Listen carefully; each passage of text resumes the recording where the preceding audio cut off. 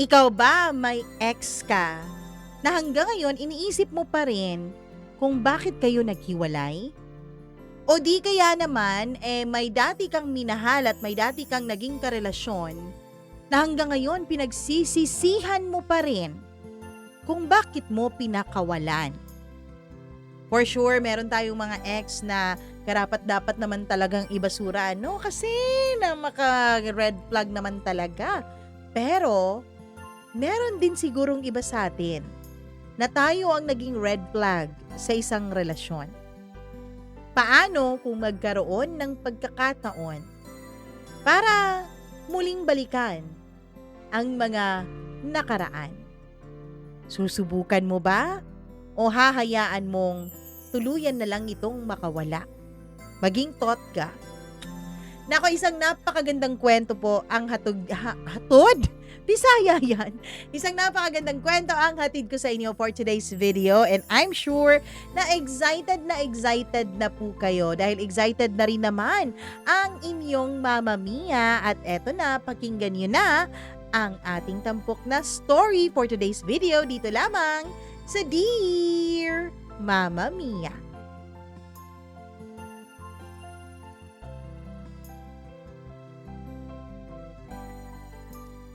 Hindi ko alam kung paano ako nakarating dito, sa isang maliit na kainan sa tabi ng kalsada. Naghihintay ng isang kaibigan. Ang hangin ay malamig at may kasamang ambon. Nakaupo ako sa isang sulok. Iniinom ang kape ko habang tinitingnan ang mga taong dumadaan. At doon ko siya nakita. Dear Mama Mia. Hindi ko alam kung ano ang mas nakakatakot. Ang lamig ba ng hangin sa kainang ito o ang damdaming bumabalot sa akin nang makita ko siya? Nakaupo ako sa isang sulok. Hawak ang maliit na tasa ng kape. Pinagmamasdan ang mga taong dumadaan sa labas. Ang bintana ay may konting ambon. Parang salamin ng mga alaala na gusto ko rin sanang pagtakpan.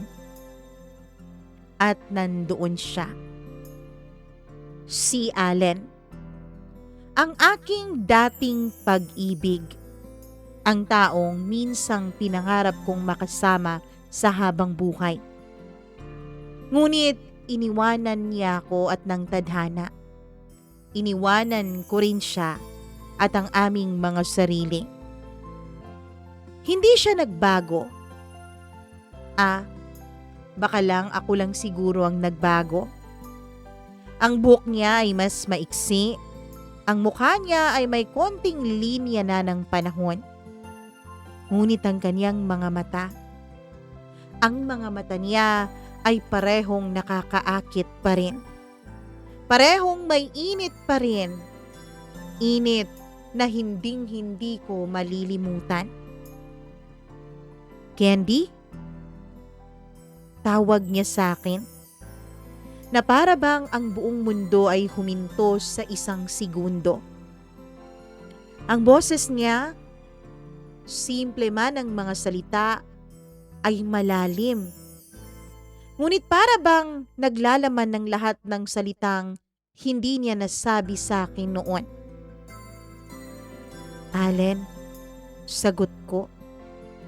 Mahinang ngiti ang lumabas sa labi ko habang pilit kong kinukontrol noon ang tibok ng aking puso. Nagkatinginan kaming dalawa, Mama Mia. At sa bawat segundo, bumabalik ang mga alaala. Ang bawat halakhak, ang bawat tampuhan, ang bawat yakap sa ilalim ng ulan. Parang kahapon lang kami nagkakilalang dalawa. Parang kahapon lang kami nahulog sa isa't isa.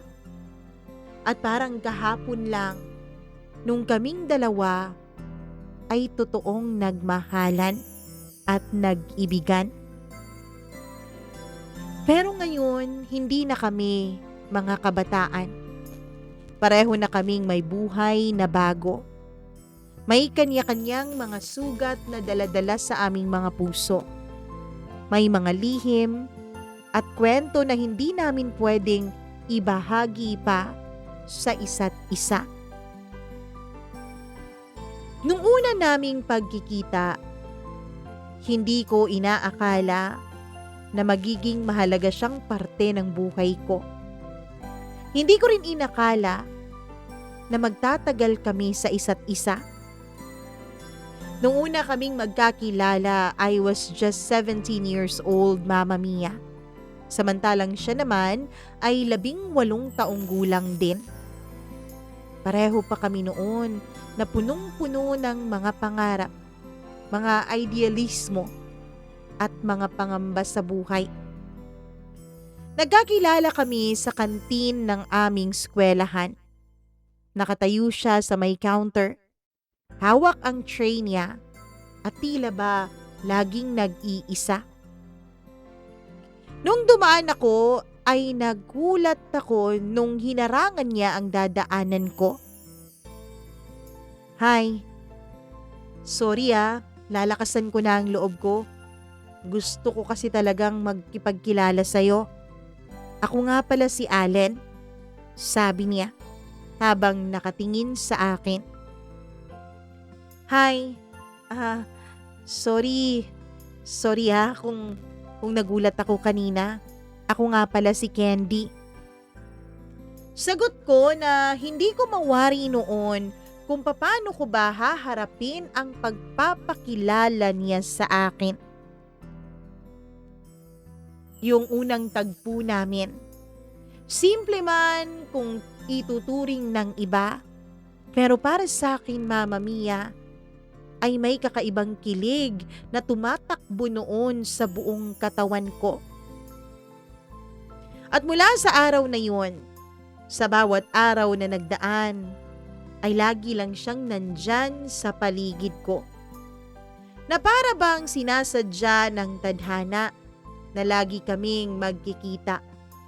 O baka naman hindi tadhana ang gumagawa ng paraan, kundi siya rin mismo. Kahit saan nandun siya. Sa science class, sa library, sa park kung saan ako madalas tumatambay pagkatapos ng klase.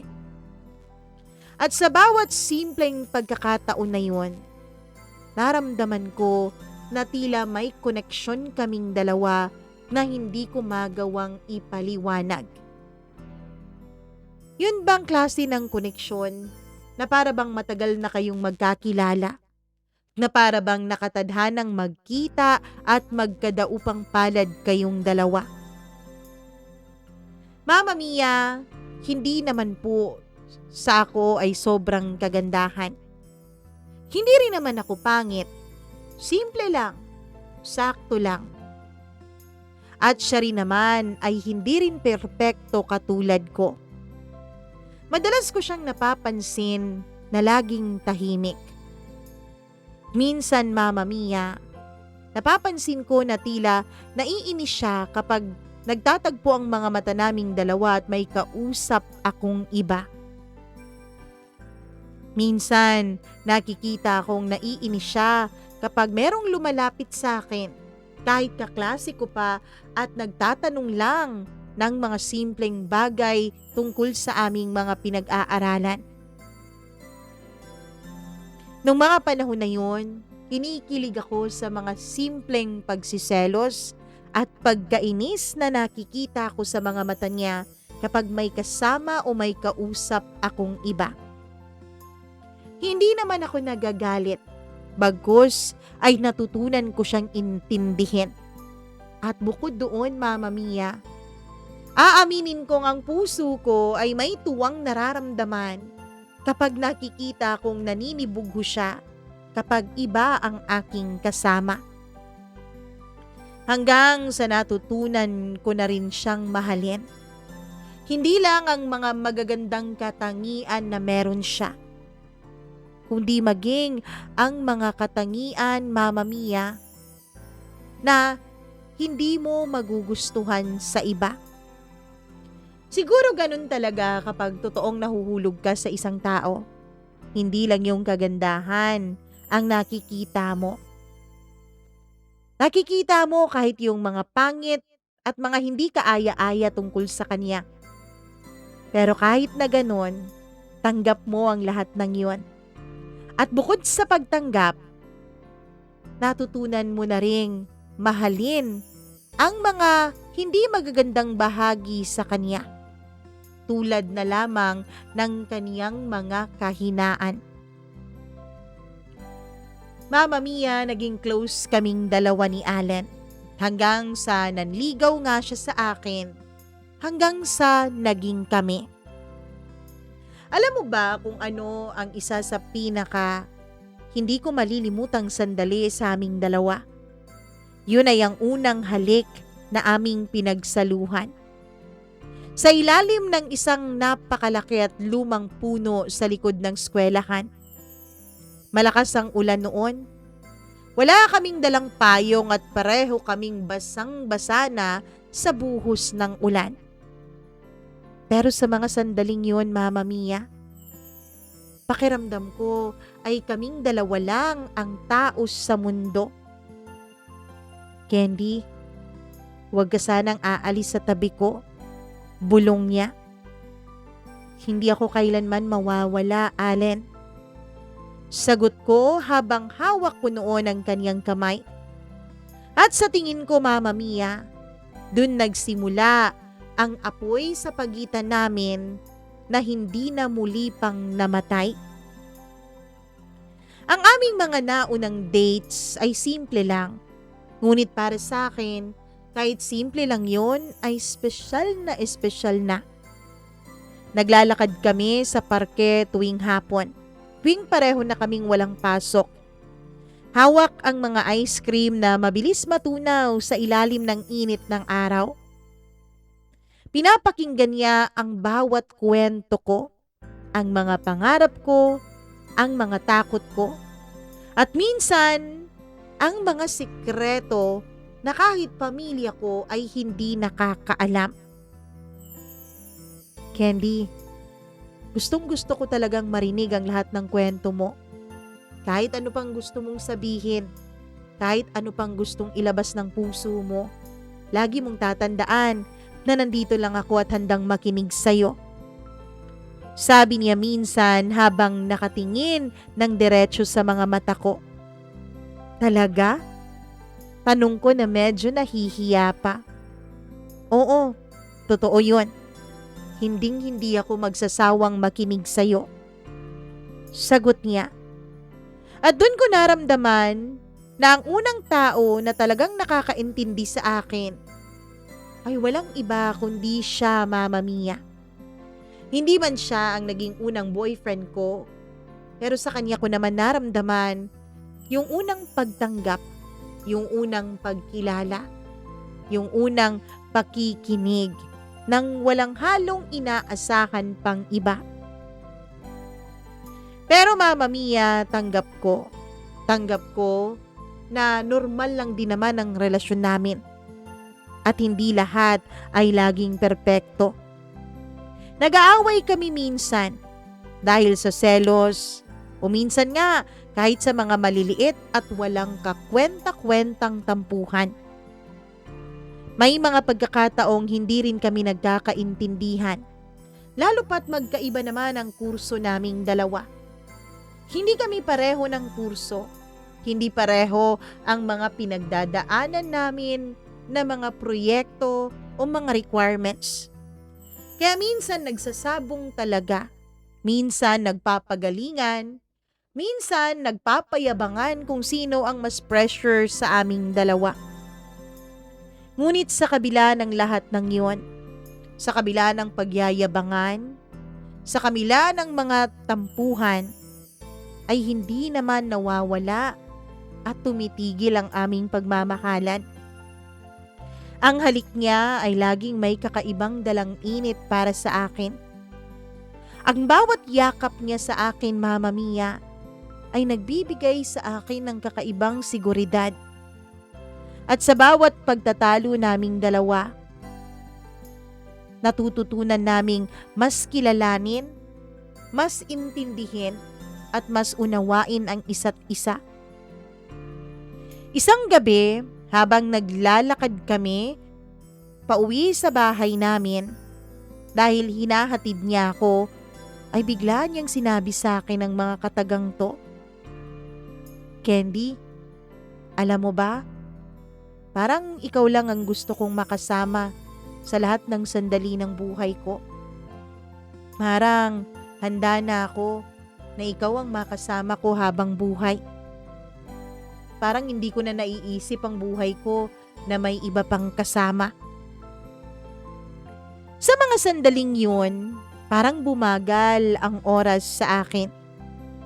Alam kong hindi ko dapat hayaan ang pagkakataon na yun, Mama Mia. Alam kong hindi dapat ako magpadala. Pero walang nagagawa ang utak at katawan kapag puso na mismo natin ang dumikta kung ano ang kanyang nararamdaman. Hinawakan ko ang kamay niya at walang iba akong ginawa kundi ang ngumiti ng pagkatapis-tamis sa kanya at sinagot ko siya ng, ako rin Allen." Mama Mia, habang inaalala ko ang kwento naming dalawa ni Allen, ay hindi ko po mapigilang mapangiti. Hindi ko po mapigilang kiligin. Hindi ko po mapigilang umasa ulit na kami hanggang dulo. Ngunit hindi lahat ng kwento ng pag-ibig ay nagtatagal. Kalimitan nga ng mga kwento tungkol sa pag-ibig ay nagtatapos din kahit gaano pa ito katamis. At dumating nga ang araw na kinailangan naming maghiwalay ni Allen. "Candy, kailangan na nating maghiwalay," sabi niya isang gabi habang tinititigan niya ang bilog na buwan sa kalangitan. Ang boses niya ay punong-puno ng lungkot at pag-aalinlangan. Gusto ko sanang maniwala na biro lang yon. Gusto ko sanang isipin na pinaprank niya lang ako. Pero hindi nagsisinungaling ang lungkot sa kanyang boses, Mama Mia. "Bakit?" ang tanong ko. Tanong na halos bumiyak ng puso ko. Tanong na sinubukan ko talaga ang lahat ng makakaya ko para wag manginig ang boses ko sa isang salitang iyon. Ayokong patuloy kang lokohin. Ayokong patuloy na magsinungaling sa'yo, Candy. May iba na ako. Sorry. Hindi ko naman sinasadya. Hindi ko sinasadyang magkaroon ng iba dito sa puso ko. Ayoko nang lukuhin ka, kaya kailangan ko na itong sabihin sa'yo. Sagot niya. Mama Mia, parang bomba pong pinasabog ang mga salitang yun sa harapan ko. Hindi ko alam kung anong naramdaman ko sa mga oras na yon. Galit, lungkot, kawalan ng pag-asa. Hindi ko na mapinpoint kung ano ba talaga ang mas naramdaman ko noon. Para bang bawat emosyon ay sabay-sabay na sumiklab sa puso ko. Sa isang iglap, Mama Mia, ang kwentong inasahan ko na maging panghabang buhay, ang kwentong minimemorize ko na para sana sa araw ng aming kasal, para ikwento ko sa lahat ng mga bisita. Sa isang iglap, ay nagwakas na. Ang dating apoy na nagbibigay init sa bawat araw naming dalawa ay unti-unti nang namamatay. Ang huling halik namin, hindi ko rin malilimutan gaya nung unang halik naming dalawa. Kung ang unang halik namin ay puno ng kilig, puno ng pag-asa, puno ng pangako, puno ng init. Ang huling halik naman ay malamig, punong-puno ng panghihinayang, punong-puno ng luha, at punong-puno ng kalungkutan. Sa bintana ng lumang kainan kung saan kami unang nag-date, dun din kami nagpaalam sa isa't isa. Hindi ko alam noon kung magkikita pa kaming muli. Sakto kasi yon na 2 buwan na lang gagraduate na kami. At sa 2 buwan na yon, Mama Mia, kailangan ko nang mag-OJT. Kaya hindi na ako laging nasa school. At alam ko rin, siya rin naman ay kailangang mag-OJT at ang OJT niya ay sa ibang bansa. Kaya inisip ko noon, baka hindi na kami magkikita pang muli. Baka hindi na pagtatagpuin ang aming mga landas. Kaya niya siguro napili ang araw na yon dahil alam niya na kahit aminin niya sa akin ang katotohanan, ay baka hindi na rin naman siya makonsensya pa. Kasi baka hindi na rin naman kami magkikita pa. Ang akala ko hindi na muling magtatagpo ang aming mga landas. Ngunit ngayon, matapos ang maraming taon, kung kailan may bago na kaming mga buhay, kung kailan may bago na kaming mga relasyong iniingatan, kung kailan may mga trabaho na kaming pinoproblema at pinapahalagahan, at may bagong kwento na kaming tinatahi para sa aming mga sarili. Ngayon pa talaga kami nagkitang muli. Sa hinaba-haba ng panahon na hindi kami nagkita ay inisip ko noon, Mama Mia, na baka wala na nga talaga kaming papel sa buhay ng isa't isa. Kasi gano'n naman daw talaga siguro. Kapag hindi na kayo pinagtatagpo, ibig sabihin tapos na ang misyon ninyo sa buhay ng isa't isa. Kaya lang, bakit ganito?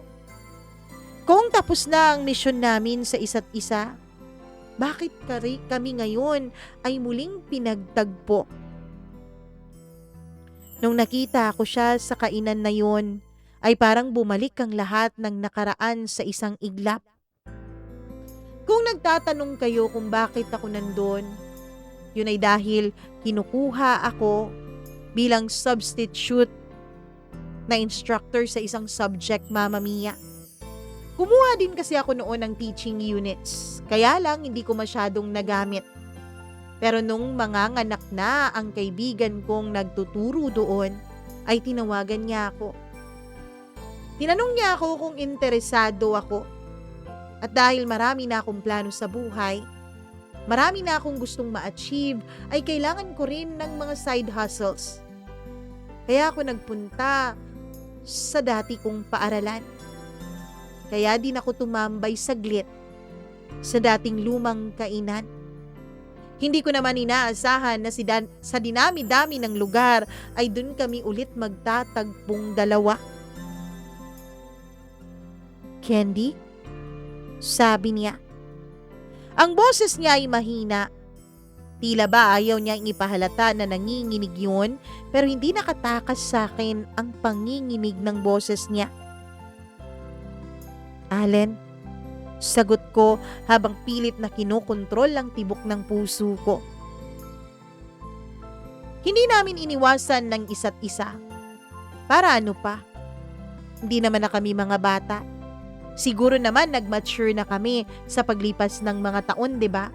Siguro naman wala na ang galit sa puso ko. Siguro ni naman nagbago na rin si Allen. Nag-usap kaming dalawa. Parang walang nagbago kahit ang daming taon na ang lumipas. Ngunit sa bawat tingin, sa bawat ngiti, ay ramdam kong may init na nananatili. Isang apoy na akala ko noon ay namatay na nung hiniwalayan at niloko niya ako.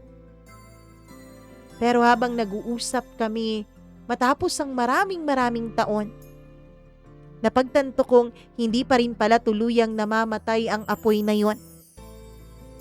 "Kumusta ka na?" tanong niya. Isang simpleng tanong pero para sa akin ay punong-puno iyon ng kahulugan. "Okay lang. Eto, medyo busy dahil maraming ginagawa at may tinanggap na bagong trabaho, pero masaya naman." Sagot ko na pilit itinatago ang kabang nararamdaman ko noon. Ewan ko ba, Mama Mia? Ewan ko kung bakit kinakabahan ako ngayon. Kung bakit nararamdaman ko ang isang bagay na dapat ay wala na sa puso ko. Ang bawat salita namin ay tila ba maingat. Ang bawat kilos namin ay tila ramdam naming may hangganan na. Ngunit hindi maikakaila. Hindi maikakaila ang damdamin namin sa isa't isa. Damdamin na kung tama ako, ay hindi pa rin kumukupas matapos ang maraming taon na lumipas. Habang nagkakape kami, ay dumating ang alaala ng aming unang ulan na pinagsamahan. Pati na rin yung unang halik naming dalawa.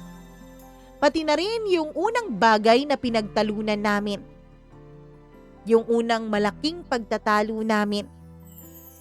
Para bang lumabas ang mga alaala mula sa dilim ng isipan ko nang sabay-sabay. "Candy, aaminin ko sa'yo.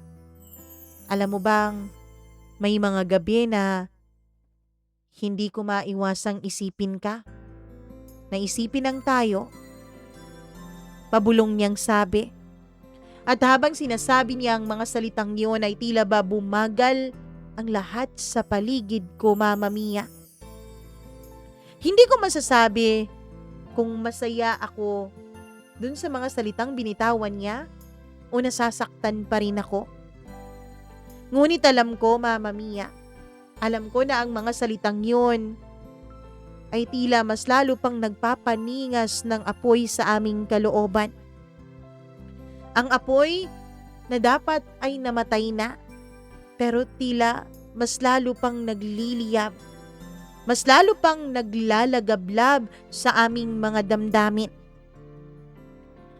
Habang magkatabi kami sa cafe, napansin kong ang bawat kilos niya ay pinaliligiran ng mga alaala.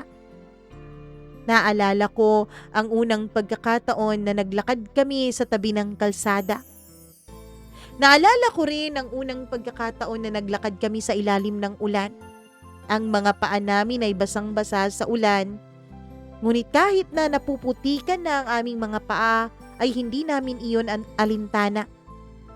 Tumatawa kami noon ng sabay, habang ang lamig ng tubig ay parang mas pinapainit ang bawat halakhakan at damdamin na nararamdaman namin sa isa't isa. Naaalala ko rin yung gabi ng aming unang pagtatalo. Maliit lang naman ang dahilan ng pagtatalong yun, Mama Mia. Isang simpleng selos lang. Ngunit ang init ng damdamin ay parang apoy na hindi maapula. Matapos ang ilang oras ng tahimik na pag-iwas sa isa't isa, ay nagyakab kami sa gitna ng sala ng bahay nila. Ang yakap na yun ay punong-puno ng pagsisisi, punong-puno ng pagmamahal, punong-puno ng mga pangako, at panibagong pag-asa. Ngayon, nakaupo siya sa harap ko. Hawak ang tasa ng kanyang kape. Ang init ng aming mga alaala ay hindi ko sinasadyang bumabalik ng husto sa aking isipan. Sa isang iglap, Mama Mia, para bang bumalik kami sa nakaraan. Kahit sandali lang ay parang binisita namin ang aming mga pinagdaanan. Alam mo ba, Allen, Bulong ko na para bang sarili ko lang ang kinakausap ko. Kung minsan lang tayong mabigyan ng pagkakataon, hindi na kita hahayaan pang mawala. Sabi ko nun sa sarili ko, Mama Mia. Ewan ko pero hindi ko na nakakapa ang galit na naramdaman ko sa kanya nung inamin niya sa akin na niloko niya ako. Wala na sa puso ko ang galit na naramdaman ko nung sinabi niya sa akin may iba na. Bagkus ang nasa puso ko ay isang panghihinayang na kung sana pinaglaban ko siya noon ay baka hindi siya tuluyang nawala sa buhay ko. Ngunit alam ko rin, Mama Mia, na hindi na simple ang sitwasyon namin ngayon. Pareho kaming may mga bagong buhay na. Pareho kaming may mga sugat na hindi madaling paghilumin pero kailangan naming kalimutan at pagtakpan. Alang-alang sa bagong buhay na aming binuo na hindi nakasama ang isa't isa. Habang nag-uusap kami, naramdaman kong may init pa rin sa pagitan namin. Isang klase ng init na hindi kayang tanggalin ng distansya o kahit pa ng oras na lumipas sa aming dalawa. Candy, alam mo ba? May mga sandaling nagagalit ako sa sarili ko. May mga sandaling iniisip ko na paano kaya kung hindi tayo naghiwalay noon? Paano kaya kung hindi ko nagawang magloko? Paano kaya kung naging tapat lang ako sa'yo? Mama Mia, habang sinasabi niya yun, ay naiisip ko rin naman talaga ang mga bagay na yon. Gusto ko siyang sisihin pero para ano pa? Gusto ko siyang sumbatan pero para saan pa? Isang bagay lang ang naging malinaw sa akin. Habang pareho naming naaalala ang aming nagdaan, yun ay may naiwan pa rin siyang apoy sa puso ko. At alam kong ganun din siya sa akin, Mama Mia. Kung sana pagkatapos ng aming hiwalayan ay nagtagpo ulit ang mga landas namin, aabutin kaya kami ng ilang taon bago mag-reconnect, bago mag-usap, bago maramdaman na mahal pa rin namin ang isa't isa. Aabutin kaya ng ilang taon na maisip namin na balikan ang aming mga alaala. Hindi ko sinagot ang sinabi niyang yon, Mama Mia. Ngumiti lang ako ng malungkot sa kanya. Kung kilala pa niya ako, kung kabisado pa niya ang mga kilos ko sa paglipas ng ilang taon, sigurado akong nabasa niya na hindi kasiyahan. Hindi masaya ang ngiti na yon. Bagkus ay puno iyon ng sakit, kalungkutan, panghihinayang at mga tanong. Nagpatuloy kami sa kwentuhan tungkol sa aming buhay. Tungkol sa kung saan kami napadpad pagkatapos naming maghiwalay. Kung anong nangyari sa amin. Kung anong mga trabaho ang napasukan namin. Pati na rin ang mga bagong relasyon namin. Hindi nakaligtas na pag-usapan namin ang bagay na yon. Naikwento niya sa akin ang tungkol sa kanyang bagong karelasyon. Hindi man ito ang natatanging karelasyon niya matapos ako, ay naikwento niya rin sa akin ng lahat. Pati na rin yung babaeng naging dahilan ng paghihiwalay namin dati. Kung paano siya natukso nito. Kung paano niya naisip na baka yun ang para sa kanya at hindi ako. Lahat na pag-usapan namin. Ganon kasi kami talagang dalawa ni Allen. Parang wala kaming maitago sa isa't isa. Yun bang tinatawag nilang soulmates? Parang ganon kami. Ngunit sa bawat ngiti niya sa akin, sa bawat titig, ramdam ko, Mama Mia. Ramdam ko ang dati naming init sa isa't isa. Ang init na kahit kailan yata, hindi kayang burahin ng mga taon o kahit pa ng mga bagong tao sa aming buhay. Kahit pa ng aming mga bagong karelasyon. Nagkaroon ng isang sandaling tahimik sa pagitan namin. Tila pareho kaming nag-iisip kung ano ba ang susunod naming hakbang. Ang tahimik na yon ay puno ng tensyon, puno ng emosyon. Mga emosyon na ang tagal naming itinago sa aming mga puso. Candy, gusto ko sanang maging tapat sa'yo. Bulong niya. Hindi ko alam kung tama ito. Kung tama bang sabihin ko sa'yo to. Pero nagmamasid lang ako sa'yo mula sa malayo. Araw-araw nakatingin sa profile mo, sa mga social media accounts mo, kahit hindi ka naman nag-a-update dito. Pagkatapos nun ay kinuha niya ang cellphone niya, Mama Mia, at may binuksan siyang account. Nagulat ako. Dahil ang account na yun, hindi ko man friend, hindi ko man follower, ay nakikita ko namang laging naka-view sa mga stories ko. Laging naka-like. Kapag meron akong update once in a blue moon. Ikaw to? Tanong ko. Oo. Ginawa ko talaga yan. Kasi kailangan. Kailangan kong makita kung kumusta ka na. Kailangan kong makita ang kalagayan mo. Sa totoo lang, Candy, ilang beses ko nang gustong kumontak sa'yo. Pero bawat pagkakataon ay nauunahan ako ng takot. Nauunahan ako ng hiya dahil sa nagawa ko sa'yo noon. Kaya hindi ko nagagawa. Hanggang sa nag-post ka na nga sa story mo tungkol sa bago mo. Inisip ko na baka yun na yung sign na kailangan ko nang mag-move on. Baka yun na yung sign na kailangan kong tanggapin na yun ang karma ko. Yung hindi ka na talaga mapapasa akin. Yung tatanawin na lang kita mula sa malayo na masaya sa piling ng iba.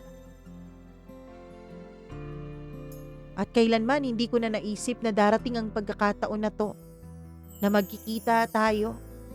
Dito pa talaga sa lugar kung saan tayo unang nag-date.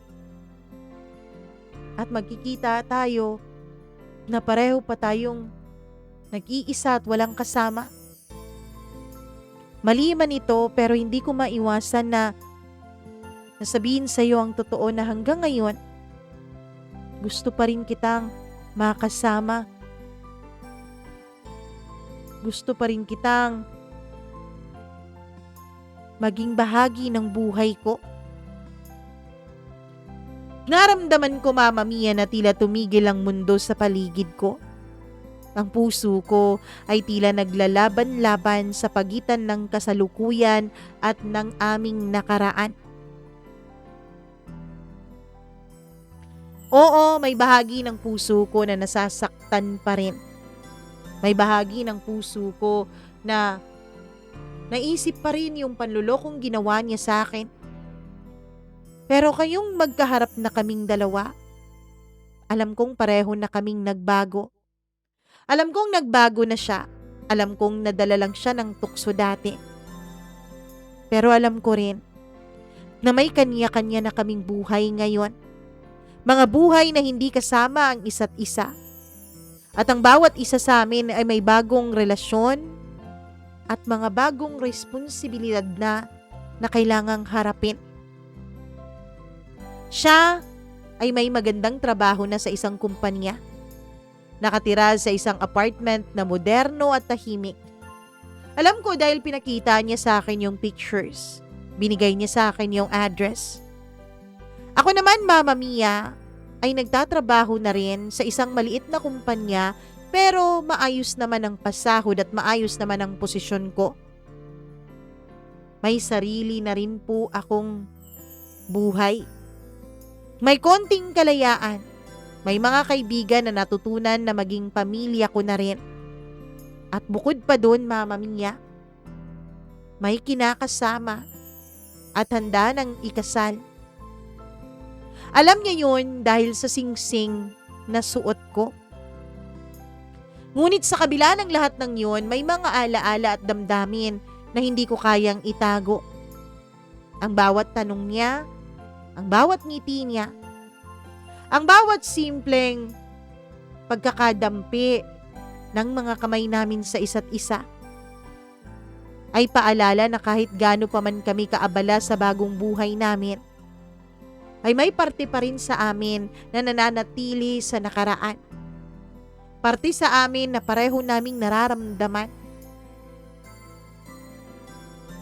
Mama Mia, kakaiba ang hamon na hinaharap namin habang nag-uusap kami. Kasi hindi lang basta distansya, hindi lang din basta bagong buhay, kundi ang hamon ng isang pagmamahalan at nagtatanong kung kaya pa bang madugtungan.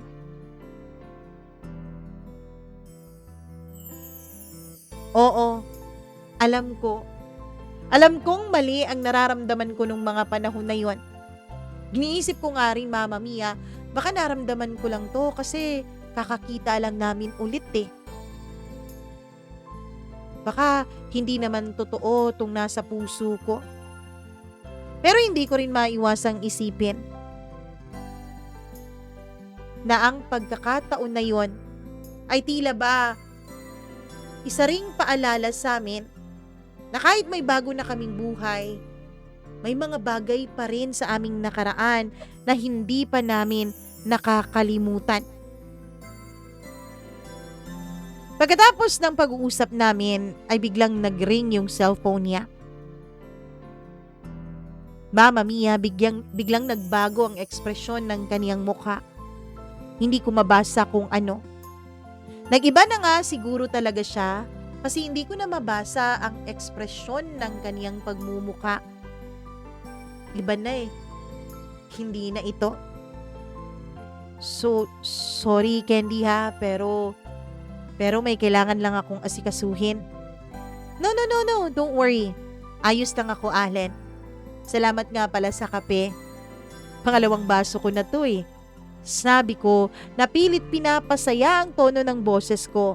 Kahit ang totoo, ay nasaktan ako, Mama Mia. Kasasabi lang niya kanina sa akin na gusto niyang makasama ako ulit. Pero may tumawag lang ngayon. Iiwan na naman niya ako. Ano ba yung iniisip mo, Candy? Iniisip mo ba na hindi ka niya iiwan dito? Iniisip mo ba na magkasama kayong aalis dito ngayon? Hindi yun ganun, Noy. Hindi ka na niya sasamahan. Masakit na paalala ng puso ko.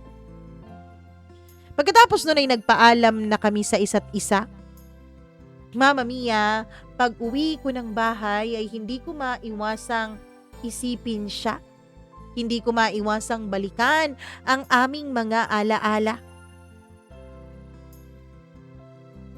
Nagkataon lang yon. Hindi na mauulit yon. Dapat wag mo nang guluhin ang isip mo dahil sa pagtatagpong iyon. Maayos na ang buhay mo, Candy. Masaya ka na, 'di ba? Pagkaingatan mo na ang kasiyahan na yan at wag mo nang guguluhin ang isip at puso mo dahil lang kay Allen. Sabi ko sa sarili ko habang nasa harap ako ng salamin noon, Mama Mia. Aaminin ko, pagkatapos ng pagkikita naming yon ay may mga gabing napapanaginipan ko siya. Minsan, nananaginip ako tungkol sa aming nakaraan. Minsan naman, nananaginip ako na magkasama kami sa kasalukuyan at hinaharap. Pero pinipilit ko yung iwaglit sa isip ko. Lumipas ang ilang linggo mula sa pagkikita namin noon dun sa lumang kainan na yon. Mama Mia, nagkaka-chat na kami paminsan-minsan. Gamit niya yung dummy account niya na create niya para i-stalk ako. Naging friends kami sa account niyang yon. Nagkakakwentuhan kami tungkol sa mga simpleng bagay. Tungkol sa stress namin sa trabaho, tungkol sa panahon, tungkol sa mga current issues, at pati na rin tungkol sa mga ala-ala naming dalawa. Pero sa bawat mensahe niya sa akin, tila ba mas lalong naguguluhan ang puso ko. Sa bawat mensaheng pinapadala niya, tila mas lalong lumalalim ang nararamdaman ko. Lalong umiinit at umiigting muli ang kagustuhan kong makita at makausap siya. Alam kong mali, Mama Mia. Alam kong hindi dapat. Pero hindi ko mapigilan ang damdamin kong makaramdam ng kakaibang init. Lalo na kapag binabalikan namin ang aming mga ala-ala. Oo, mali na kung mali. Pero ang pag-uusap namin yun, ang pag-aalala namin sa nakaraan, yun ay nagbibigay ng kakaibang kasiyahan at sigla sa aking puso. Isang gabi, Mama Mia, habang naglalakad ako pauwi mula sa aking trabaho, ay napansin kong bigla akong nag-iisip sa kanya. Biglang bumalik sa isipan ko ang mga ala-ala namin sa ilalim ng ulan. Sa parke na malapit lang sa eskwelahan. Sa mga simpleng gabi na nagkukwentuhan kami noon habang inihahatid niya ako pauwi sa bahay namin. Lahat yun ay bumabalik sa aking ala-ala. Pati na rin yung unang beses na pinakilala namin ang isa't isa sa aming kaniya-kanyang mga pamilya. Hindi ko maintindihan noon ang sarili ko. Bakit kahit may bago na kaming buhay? Bakit kahit may iba na akong kasama sa buhay? May iba na akong kasamang nangarap? May iba na akong kasamang bumubuo ng mga plano sa aming kasal? Bakit naroon pa rin ang damdaming ito sa puso ko?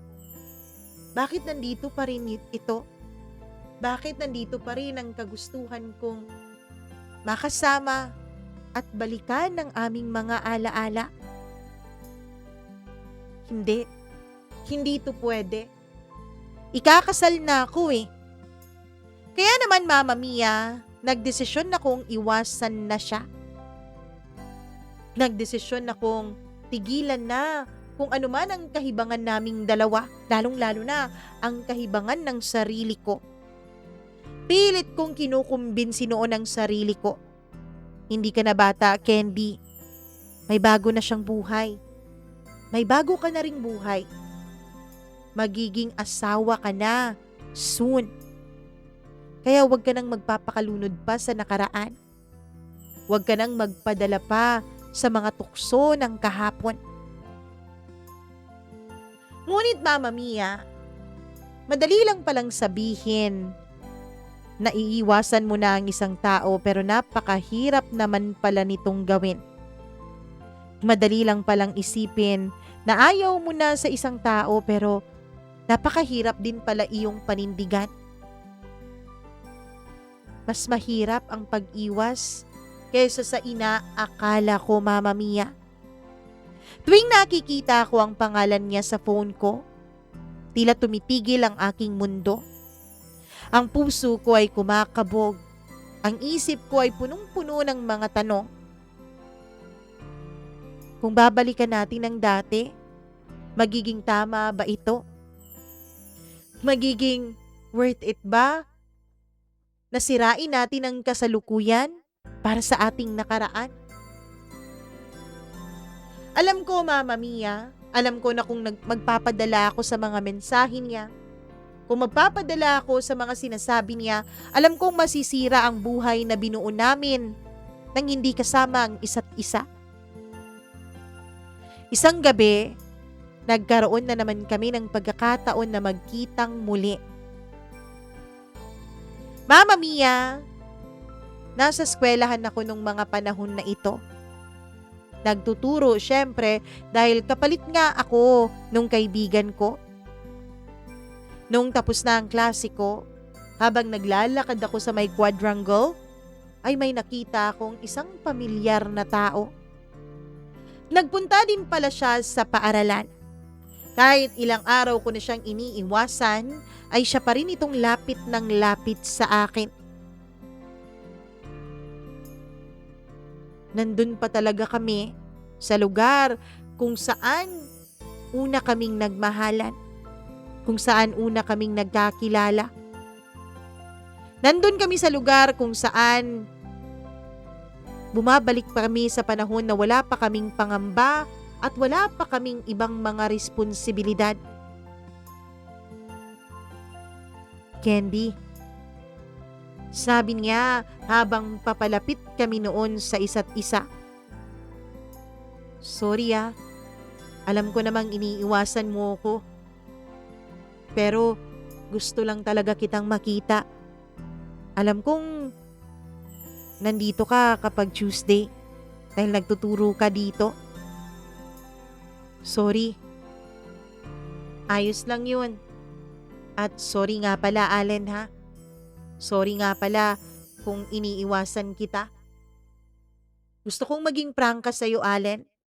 Ayoko nang magulo pa ang kasalukuyan natin. Maganda na ang buhay mo. Maganda na ang estado ng trabaho mo at ang estado ng relasyon mo. At ganun din naman ako, Allen. Natatakot ako na kapag masyado tayong napalapit sa isa't isa, masira ang lahat ng iyon. Ayoko namang masira ang mga bagay na pinaghirapan nating buuin sa ating mga buhay, di ba? Candy, alam ko naman yun Naiisip ko rin naman yun. Pero hindi ko talaga maiwasang isipin kung ano kaya mas maganda at mas masaya kaya ang buhay kung hindi tayo naghiwalay noon. Allen, pinili mo akong lokohin noon. Pero nagpapasalamat pa rin ako sa'yo dahil kahit na wala akong kaalam-alam noon, pinili mo pa rin sabihin yung totoo. Kaya lang, siguro wrong timing yung pagsabi mo. Kasi pagkatapos nun, hindi na tayo nagkita. Candy, hindi kaya tayo pinagtagpo ulit ngayon para dugtungan yung nakaraan natin? Allen, maraming taon na ang lumipas. May mga bago na tayong buhay. Pero, aaminin ko sa'yo, hindi ako magsisinungaling. Hindi ko rin maiwasang isipin yung dati. Hindi ko rin maiwasang isipin yung ating nakaraan. Para bang nagbalik kami sa nakaraan sa isang iglap, Mama Mia? Sa quadrangle na yun, kung saan kami nagtatawanan, naghahalakhakan, kung saan kami panakaw na naghalikan nung matapos ang sayawan sa acquaintance party. Naalala ko, naramdaman ko ulit ang bawat halik at yakap na pinagsaluhan namin noon. Nagtagpo ang aming mga mata at sa isang sandali ay parang nawala ang mga responsibilidad namin sa ibang tao. Parang nawala ang mga takot at mga pangamba. Parang nangibabaw ang mga damdaming pilit naming itinatago at pilit naming nilalabanan. Candy, gusto mo bang subukan natin ulit? Bulong niya. Pilit akong nagpapakatatag noon, Mama Mia. Pilit kong iniisip ang aking kasalukuyan. Pilit kong iniisip kung paano ako nasaktan nung ako ay kanyang hiniwalayan. Pilit kong binabalikan yung nakaraan. Yung masakit na nakaraan. Pero ang bumabalik sa isipan ko ay yung masarap na pakiramdam, yung masayang mga alaala.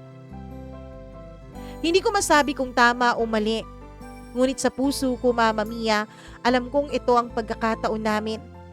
Ang pagkakataon na tapusin ang tanong na matagal nang nakabaon sa amin.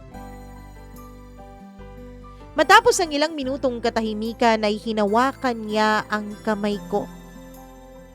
Ang init ng kanyang kamay na para bang nagbibigay ng ginhawa sa kalooban ko. Na para bang yun yung init na matagal ko nang hinahanap-hanap.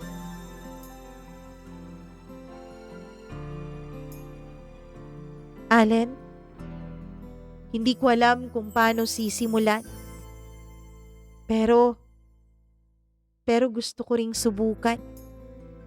Sabi ko. At sa unang pagkakataon, sa loob ng maraming taon, naramdaman ko, Mama Mia, na nabuo ulit yung puso ko. Naramdaman ko na eto na ulit ako. Na eto na ang matagal ko nang hinahanap-hanap.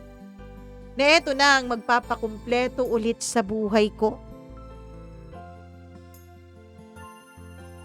Nagyakap kami noon sa quadrangle na yon. Hindi namin alintana ang lamig ng gabi. Hindi rin namin alintana kung meron mang ibang mga taong nakakakita sa amin. Ang naging importante sa amin noon ay ang init ng aming mga damdamin na aming nararamdaman para sa isa't isa. Sa gabing yun, Mama Mia, ay naging malinaw sa damdamin ko ang totoo. Mahal ko pa rin si Allen.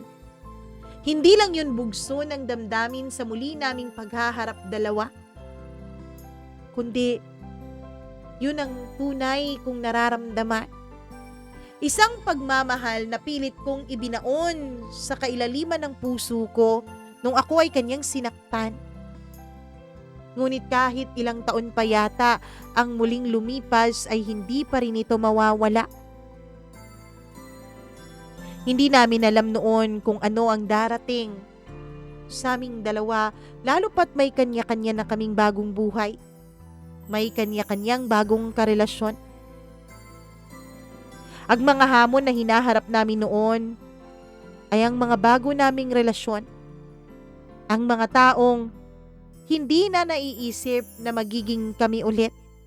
Ang mga taong umaasa na sa mga desisyong aming nagawa na. Pero wala kaming naging pakialam. Mama Mia, pagkatapos namin sa quadrangle, ay pumunta kami sa lumang kainan. Buti na lang at bukas pa. Konti na lang ang display nilang mga ulam. Doon kami kumain ulit. Nagtawanan na para bang bumalik kami sa aming kabataan. Pagkatapos kumain ay tila may lihim ng kasunduan ng aming mga sarili, pati na rin ang aming mga katawan. Natagpuan ko na lang ang sarili ko sa isang malamig na kwarto. Madilim. Hindi naman masyadong madilim. Kita ko pa rin naman ng pahapyaw ang kanyang mukha habang magkayakap kaming dalawa. Habang pinagsasaluhan namin ang init na hindi kayang patayin ng panahon. Oo, Mama Mia. Nang gabi ding yun ay pinagsaluhan namin ang nadugtungan naming pagmamahalan. Pagkatapos naming maging buo, ay nagyakapan kami ng walang mga saplot sa ilalim ng kumot. Hinahalikan niya ang buhok at noo ko. Nagsasalita ng mga pangako para sa aming hinaharap. Hanggang sa matignan ko ang kamay ko, kung saan nandun pa rin ang singsing na inalay sa akin ng aking fiancé, ng lalaking pinangakuan ko ng kasal. Marahan akong bumangon. Allen, kailangan muna nating ayusin ang ating mga relasyon. Alam ko at nakahanda akong gawin yon. Sana Sana ganun ka rin, Candy. Natulog kami at kinabukasan ay naghiwalay kaming dalawa. Dala ang pangakong aayusin namin ang aming kasalukuyan para madugtungan ang aming nakaraan. Pinuntahan ko ang mapapangasawa ko sa trabaho niya. Gulat na gulat siya dahil hindi niya inakalang bibisitahin ko siya. Kailangan nating mag-usap. Babe, hindi ba yan makakapaghintay mamaya? At talagang pumunta ka pa dito? Sabi niya nang nakangiti. Pero nung may pumatak na luha sa aking mata ay dun na siya nataranta. Agad niya akong dinala sa isang pribadong restaurant, Mama Mia, kung saan kami laging kumakain. Isa ang pamilya niya sa mga may-ari ng malaking restaurant na yon. Habang nag-aantay kami ng order, ay kinuha ko yung singsing na nasa bag ko. Binuksan ko ang kamay niya at nilagay ko ito sa loob.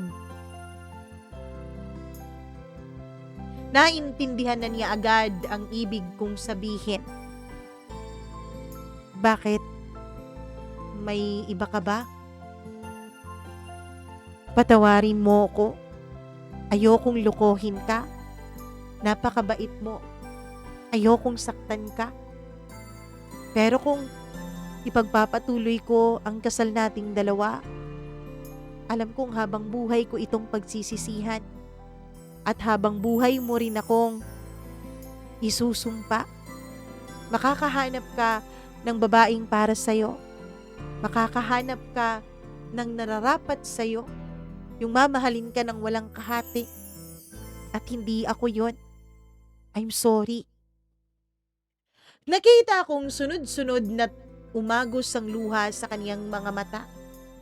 Hindi pa siya nakakapagsalita, Mama Mia, ay tumayo na ako. Tumulo rin naman ang luha sa mga mata ko. 3 taon. 3 taon din ang naging relasyon naming dalawa.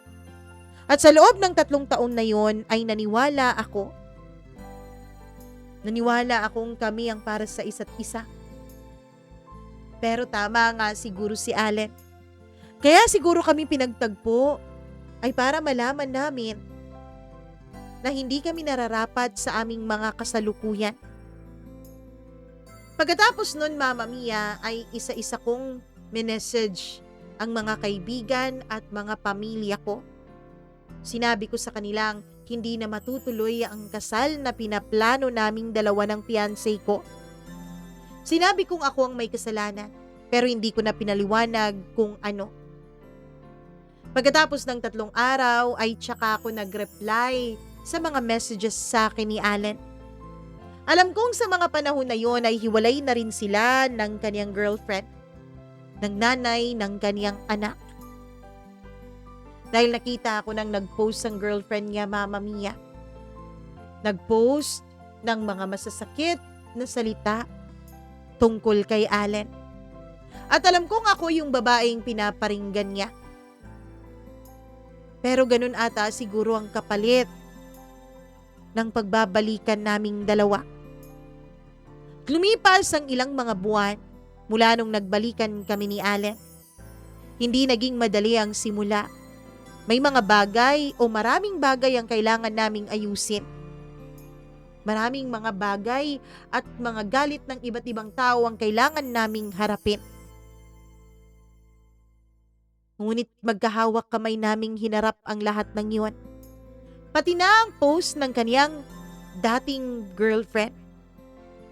Hinarap namin, Mama Mia, pati ang pangungot siya ng iba.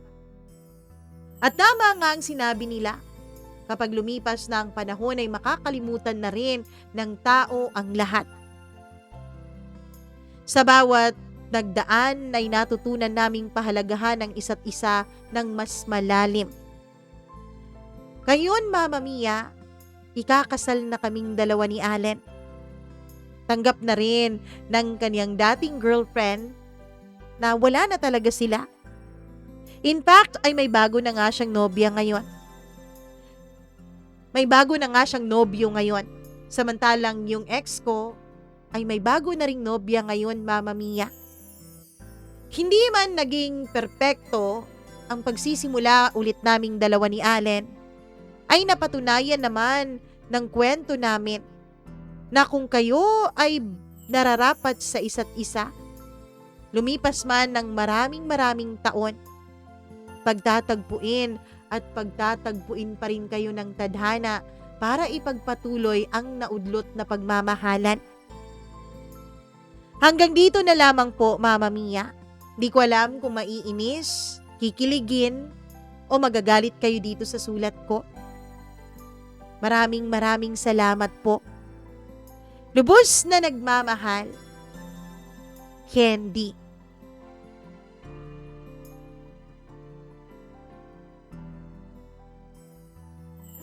Ay naka, hindi ko alam kung ako ba'y matutuwa, charot lang. Pero meron talagang mga taong itinadhana May mga taong para sa isa't isa. May mga taong talaga namang isinulat na ang kanilang kwento bago pa man sila ipinanganak dito sa mundo. Pero ang nakakasakit lang nun ay kailangan nilang dumaan sa ganon, na kailangan nilang makapanakit ng ibang tao. Well, I think naging lesson din naman sila dun sa mga taong nasakta nila. Maging masaya na lang tayo para sa kanila. At least naman, hindi pa rin naman diba? Hindi pa rin naman sila kasal. Oo, wala pa naman silang pananagutang legal sa bawat mga karelasyon nila. Anyways, congratulations sa inyo, Candy and Allen. Nako naman, napakaswerte nyo naman at may mga exes talagang naging toxic lang nung nagbalikan. Pero kayo, nagkaroon pa talaga ng forever. Charot. Anyways, hello muna ako sa ating mga members na laging nandyan para sa atin. Hindi po tayo iniiwan. Maraming salamat.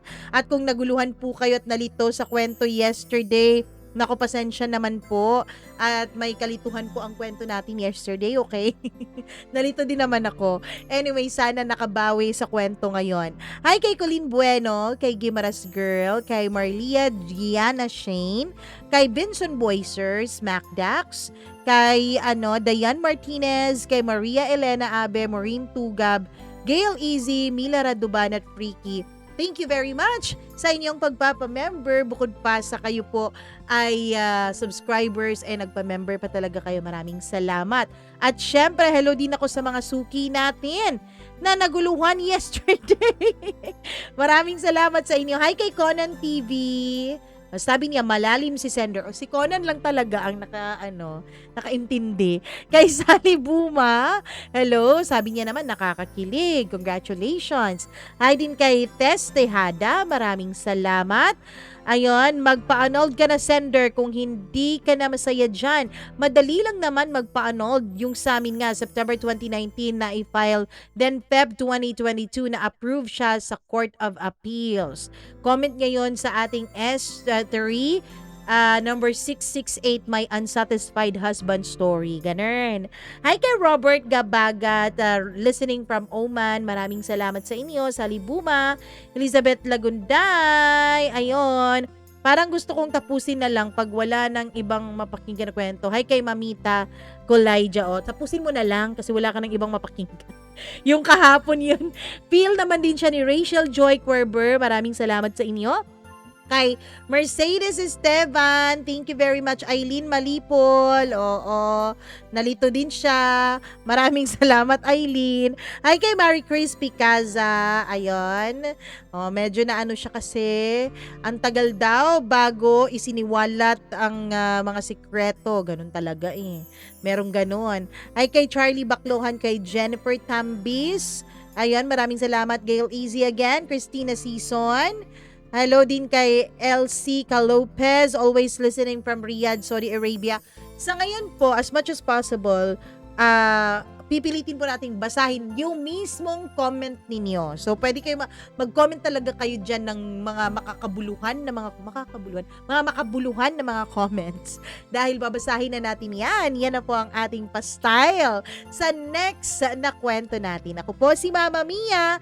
Please like and share this video. Please subscribe kung hindi pa po kayo subscriber and click the notification bell para lagi po kayong nanonotify. And syempre, kung may extra naman dyan, kung gusto nyo lang naman, magpa-member po kayo dito sa ating channel. Ang inyo pong mga storya, email nyo na lamang po. Andyan po sa baba ang ating email address, mamamiacdo0317@gmail.com. My name is Mama Mia. Maraming salamat sa inyong lahat. Mwah! I love you all. Ingat! Bye-bye!